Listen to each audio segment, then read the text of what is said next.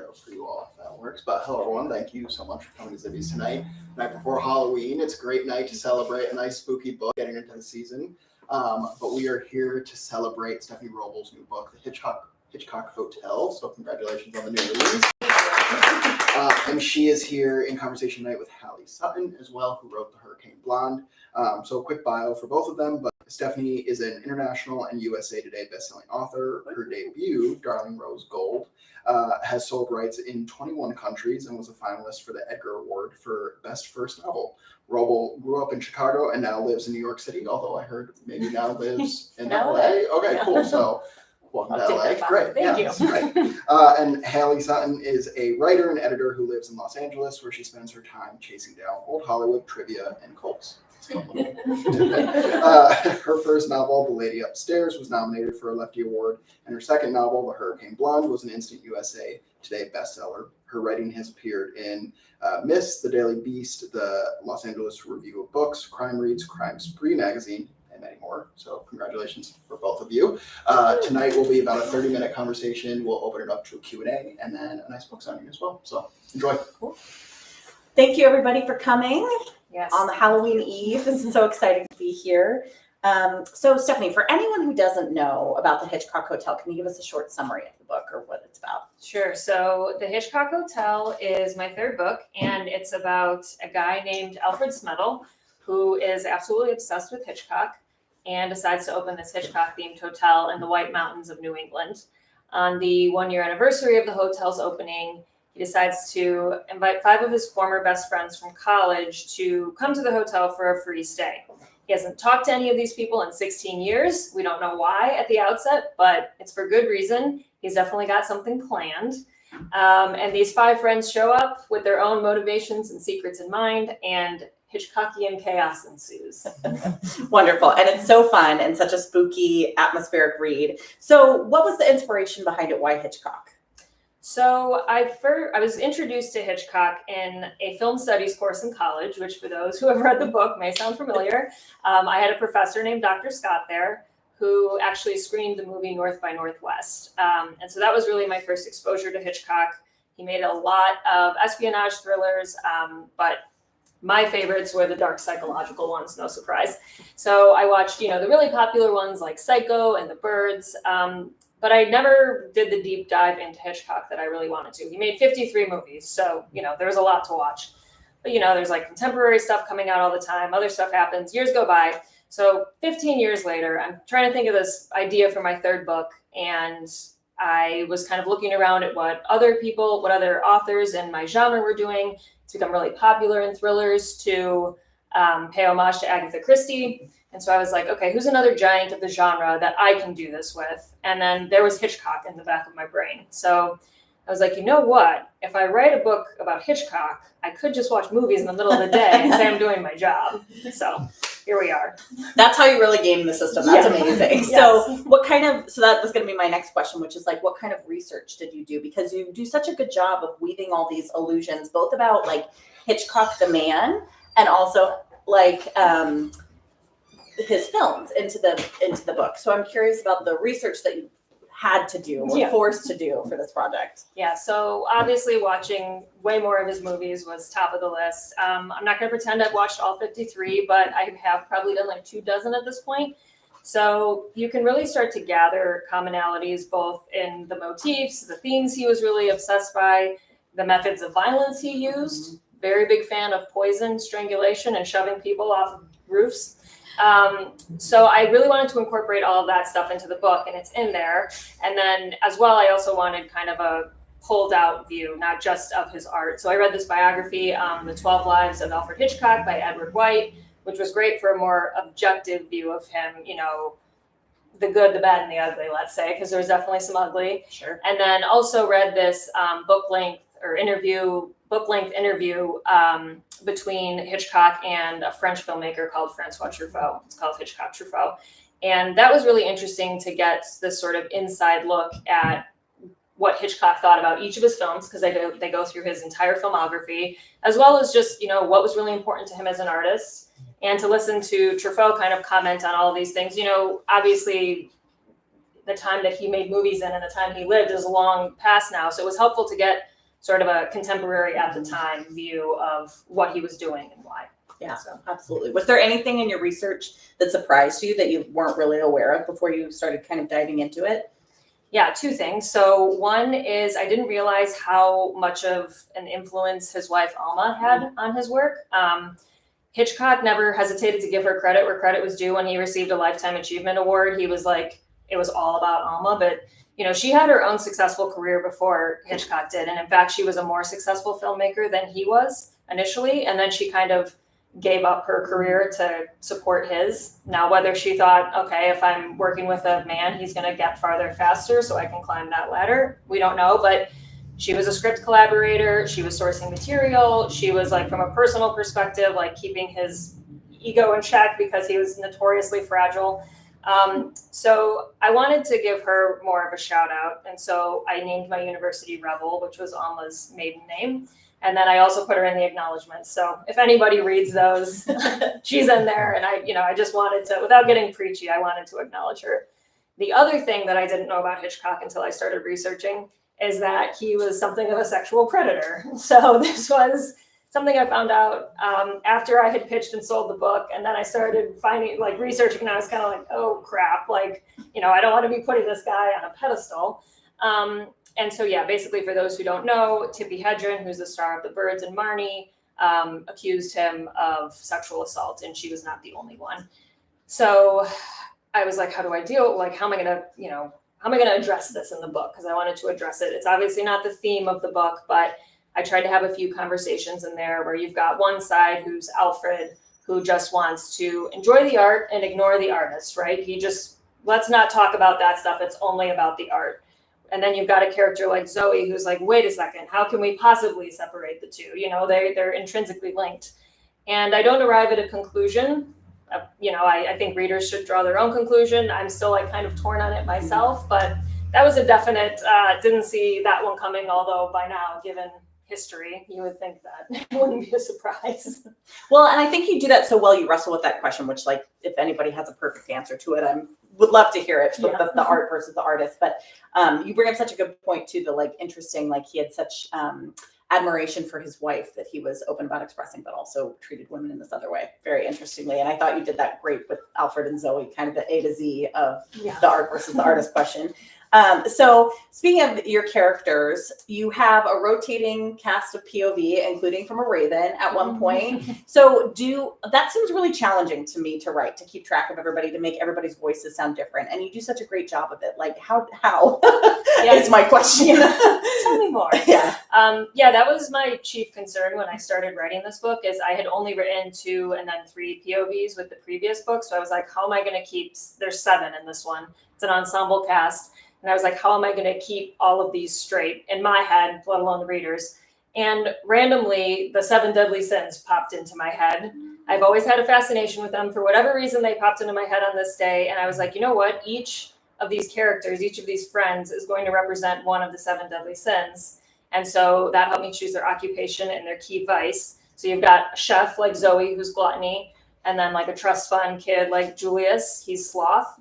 And that was a really nice one-word kind of summary stand-in until I had more flesh on their bones and they kind of became people who were walking and talking on their own. And then, I just tried to kind of stagger the introduction of the POVs so that it wasn't just character soup with, 6 people all at once kind of being introduced. Totally. And you do that really well. That's so interesting. I love that that's how you organize them as you were writing. Did you have a favorite point of view to write? I always the stranger, the more I love them. So Alfred was my favorite because what a weird bird. I mean, pun not intended, but kind of intended. Anyone whose point of view or just actions are very hard to relate to, that's the person that I want to spend the most time with because it's just more interesting, right? Writing someone who's just like me is just writing in a journal, So totally. It's a fun challenge to try to take on the psychology of someone who you're why are you doing this? Nothing that you're doing makes sense. Yeah. That's great. So the Hitchcock Hotel is kind of like a locked room mystery, except it's a locked hotel mystery. And I'm curious about what were some of the challenges that you came up with of keeping everything kind of in one setting for the bulk of the book? Yeah, I mean, I think locked room just makes our job as thriller writers actually easier because otherwise people can get away too easily. True. I will say, like, I feel like, and the other thriller writers in the room will attest to this, like, as soon as people get somewhere, you have to like take away their vehicles and take away their phones because otherwise it's like, it's too easy for, you know what I mean? Like, okay, call whoever and it's over, take away the internet. So yeah, those are honestly the key challenges, and I won't give too much away about how those things disappear, but had to take away any means of escape, of finding out more information in a way that hopefully isn't super cheesy or cliche or whatever. I think when I was first deciding, you know, the idea of a Hitchcock themed something came before the hotel, and initially I considered doing a Hitchcock themed cruise. Because have you heard of the real Gone Girl cruise? I have not. No. Like nobody has. It's a real thing that happened. Is it like a bunch of ladies who are like, I'm done with my life, let's go? Like, I mean, the fact that this actually happened. So I must have just read that article or something, and in my mind I was like, ooh, that could work. But there was something about a hotel that felt very Hitchcockian. You know, so many of his films are set in like these creepy old manors or whatever. And so something about a bed and breakfast in New England just felt more like thematically correct. yeah, I could definitely see that. And I think the book is so interesting. So you've got the Hitchcock of it all, you've got the locked room, and then there's also threads of dark academia and the kind of past of the characters. And that's really fun to weave in there too. And I'm curious if you had any like influences on that aspect of the book, because dark academia is so hot right now. Yeah, you know, I love dark academia, and I didn't really realize that it was in the book until somebody described it as like a campus novel, and I was like, oh, well, yeah, there's a lot in flashback there. We do spend some time in college. So, I mean, I could just say dark academia books that I love. The Likeness by Tana French and If We Were Villains by Emma Rio. Those are two of my favorites. But no, I wasn't actively, I didn't really intend to spend as much time in college as we do. I think it would just like there would have been too much telling, you know, of what happened in the past. And that's not that enjoyable to read when it's like on and on and on. So it just kind of was necessitated by the plot, I think. Right. And I think you weave that in there seamlessly, like these friends brought back together. Of course, we want to know what went in the past, but without knowing. So are you a pantser or a plotter or somewhere in between? Like, did you know where everything was going to end up before you wrote the book, or without giving anything away? Yeah, no. So I was like a hardcore plotter for the first two books, and then like had to have a sentence length or summary of each chapter before I would start writing. And then I realized I was throwing away like half to 2/3 of the first drafts, and I was like, maybe this process isn't working so well. So this time I was a little less rigid about it, and I knew where it was going to start. I knew it was going to be this tall, lanky guy standing in the parking lot waiting for his friends to arrive. And then I knew who was going to die and when, but I did not know who the murderer was going to be. I did not know who was doing some of this, like the Hitchcockian things that I allude to. So that was a really fun little puzzle box to try to figure out in terms of like, is someone taking the phones the same as who committed the murder? If it's someone different, then why are they doing it? What's their motive? So it was fun. It was I'll try to take that forward with me and not be like so obsessed with like, I need to know the answers before I start. Did you write yourself into any corners that you had to get out of, or? Yeah. It's really weird. I have like complete amnesia after I finish a book. I'm like, I don't know. It just appeared there one day somehow. But I do remember initially Zoe, who's a pretty important character of the B characters. My editor was like, kind of put a lot on poor Zoe's shoulders. Like maybe give somebody else some of her, tough knocks. She struggles with alcoholism. She's just been let go from her job. And in the first draft, she also was having some financial troubles, which I ended up giving to another character because my editor was like, man, this chick's got a lot going on. So yeah, there's like definitely a kind of a shifting of those things. Mm-hmm. That makes sense. The Hitchcock Hotel is such an evocative title, and it's like kind of does that immediate like high concept thing. You kind of like, I'm immediately intrigued. Was that always the title, or how did you come up with that title? It's the only time I've ever had a title come easily. That's wonderful. Titling is, I think, one of the worst parts of writing a book. But the first two is like such a process, and like other people had to get involved because I just like couldn't come up with anything. But this one, I didn't even really intend for it to be the title. It was just like, I always have like a working name for a manuscript to, save Word docs or whatever.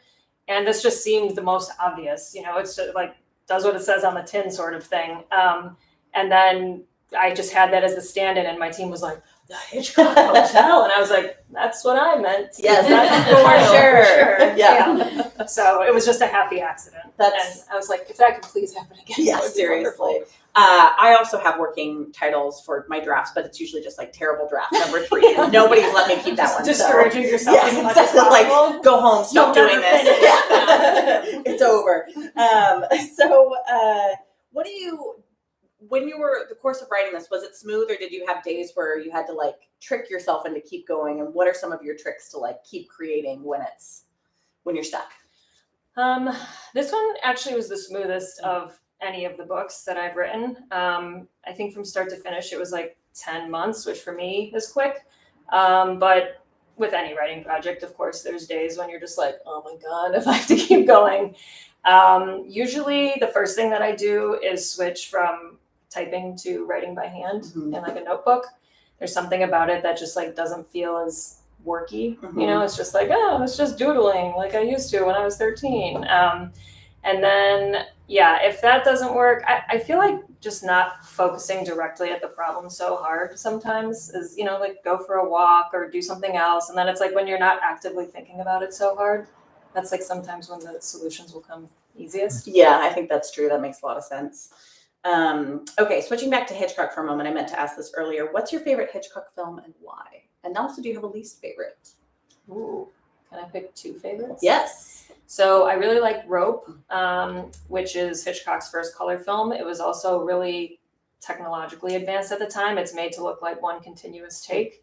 And the story is these 2 friends want to commit the perfect murder. So in the opening scene, they strangle their friend to death and then put his body in a steamer trunk. And you spend the rest of the movie wondering, then they throw a dinner party on top of the steamer trunk.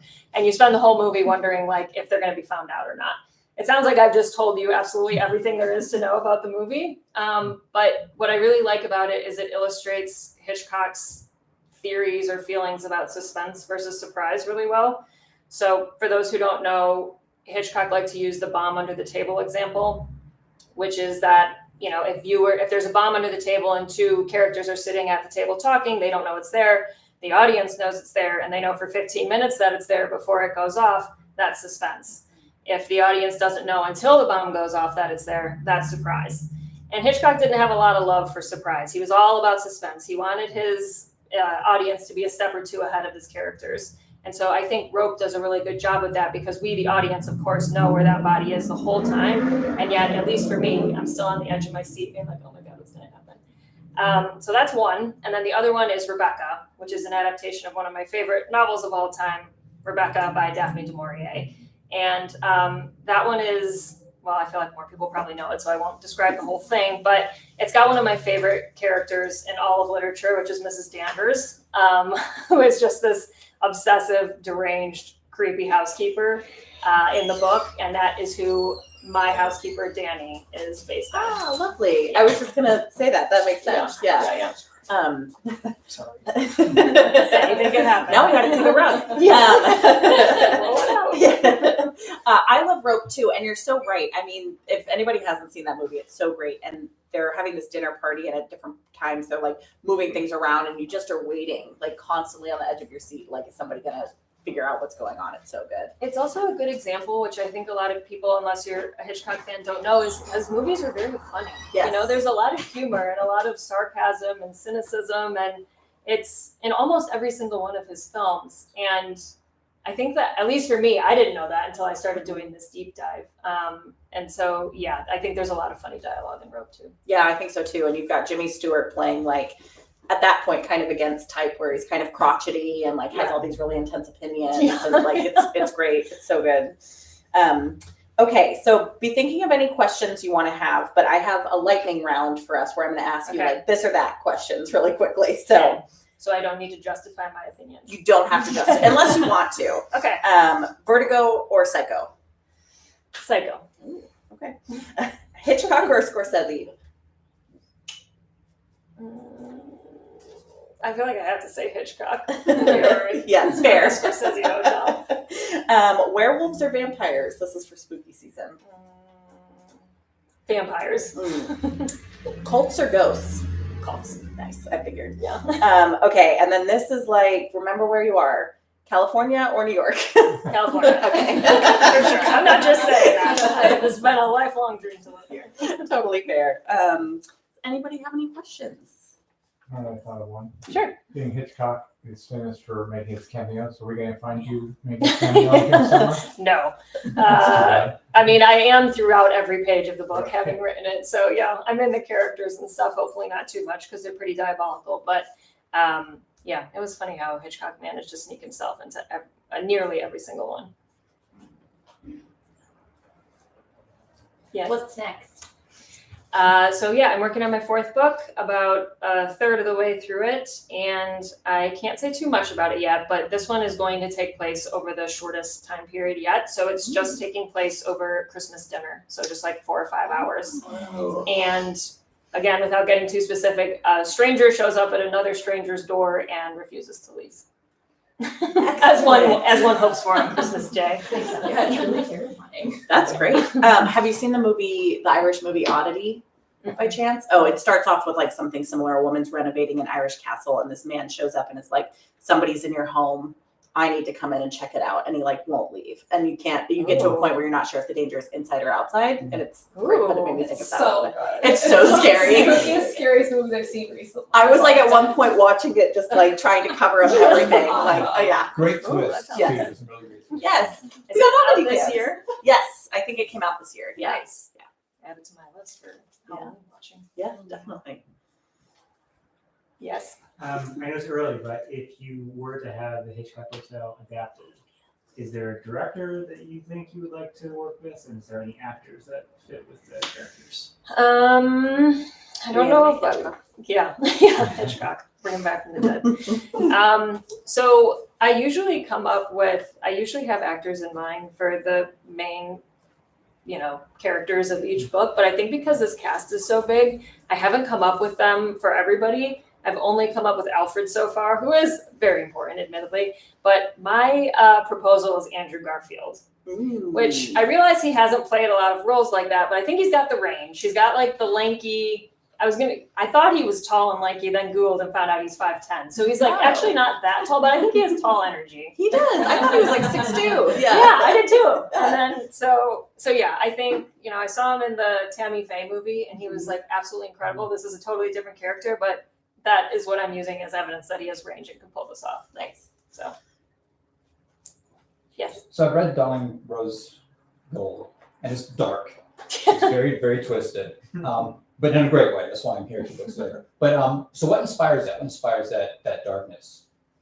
I think kind of going back to what I said before about getting into Alfred's head and it being a really interesting challenge. I think society's outliers have always fascinated me. And in this case, for those who haven't read Rose Gold, it's about Munchausen by proxy, which is when a caregiver fakes or induces illness in the person they're caring for, and it usually manifests in a mother and child.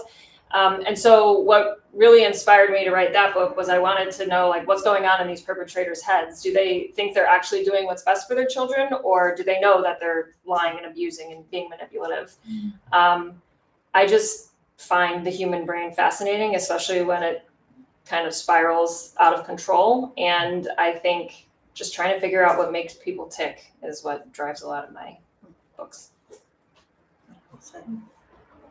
Is there another artist out there in a different realm that you would also want to pay homage to, like that you would want to write? I don't know, the Edgar Allan Poe Hotel. That's actually, Yeah. I was debating between Hitchcock and Poe when I first, when I was coming up with book ideas. And I really like Poe a lot too. I have not done a deep dive of his work either, but I ended up with Hitchcock for like kind of a boring read. I mean, I was really excited to also dive into Hitchcock, but Poe's not well known in the UK. That's so crazy to me. Yeah, I didn't know that either. And so my UK editor and US editor, they both like get pitches at the same time and they both kind of have equal say on ideas. And so, yeah, in the UK, they were just kind of like, Poe, who, what? So, they're really into Hitchcock because of course he was British. So yeah, but never say never. Never say never. Poe was an interesting dude in his own right. More ravens that could Yeah. through line. Yeah, you can never have too many birds on your covers. There you go. writing darker books like you do, what do you do when you step away from the computer? Is there like trashy TV you watch? To offset it? Yeah. It's funny because I don't really I get this question a lot of like, you seem like a normal functioning person. But the truth is I don't really feel a need to like take a break from darkness. I think because it's coming from my imagination, it just doesn't feel, I don't know, it doesn't feel so heavy to me. The heavier thing, I guess, is the research of the real life cases. But yeah, I like a good comedy. But I also watch a lot of dark stuff, which my husband, who is here, will attest to. And he's like, why can't we ever just watch more lighthearted stuff? So yeah, just eating, spending time with family and friends, and yeah. Have you watched anything dark lately that's really been speaking to you or been inspirational? Just started Grotesquerie, the new Ryan Murphy show. And wow. That went a little too hard for me, to be honest. I only watched the pilot. Yeah. And I was like, oh my God, sir. You have really, I mean, it's in the title, so. True. I'm not going to lie. The title, I was kind of like, all right, I'll play your silly game. But I just watched it like 2 nights ago. And I mean, I'll keep watching it. I'm definitely intrigued. But I haven't watched a ton of stuff from like the Ryan Murphy universe. Yeah. So maybe is it all like that? I think, in my opinion, open to other people's, but I think Grotesquerie goes harder than Okay. some of his others. Like from the jumps, those scenes, as you know, are pretty graphic. Are they all? Do the episodes get? I only watched the pilot, and I was like, I think I'm out. We're good. We're going back to Love Is Blind. Like, back to your safe space. yeah. And meanwhile, I was like, dive in deeper. Here we go. Yeah. Fair. Yeah. You're the one whose cover is like black, so Yeah. it makes sense. Fair. Yeah. What's your favorite part about like book writing? When you fall into this flow state and just like 3 or 4 hours disappear, I mean, it feels, when you get into a rhythm, it feels like the choices are just being made for you and you're just kind of a conduit. I don't really like believe in like the muse or like somebody else is operating. But it's a great feeling when you're so dialed in that you just kind of like leave your corporeal form and just like forget that you have a body. I was on this panel last week and another author described it really well. She was like, I'll like come kind of back to myself and realize I'm cold because I like haven't moved. And so, other than your fingers, I haven't moved in so long. And that's what, it's like you forget about like your physical necessities as a human being. You know what I mean? Like, I think it sounds kind of creepy the way I'm describing it, but it's just a really rewarding feeling when you're like so focused and dialed into something. So I know you said that you get amnesia after the book is written, but is there a certain time during this book that you remember having like that flow state? Yeah, I mean, it happens all the time. Like for me, it's the hardest part is like the beginning of the week. If you've taken time off, like if I could, without burning out, I would just write every single day of the week, because I think once you've taken a break from it, that's when it's like the start and stop. But by the time I get to like a Wednesday or Thursday and I've started to get like back in the groove again, then it's much faster to do it. So yeah, and like the scenes that tend to come the fastest are the ones that the readers are going to enjoy the most. So, without giving anything away, like the discovery of the body in this book, or at the end when you're kind of like unraveling the whole, all the clues and stuff. It's just, you've spent all of the, 300 pages like building it all up, and then you just get to kind of watch all the dominoes fall down. So that's super fun too.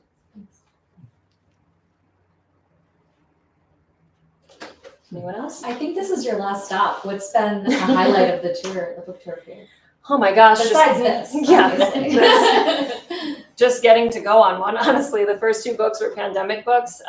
So with Rose Gold, I was supposed to go on tour, and the book came out on March 17, 2020. So the tour got canceled a week before. And then with the second one, it was still like kind of mid-pandemic. So yeah, it's just really rewarding to actually get to meet readers and get great questions. And it takes a lot of the nerves and focus off of sales and like Goodreads reviews and, all the stuff that writers kind of dread. It's really rewarding and validating and heartwarming to meet everybody. Congrats. Thank you. Awesome. Cool. Cool. Thank you. Thank you, guys.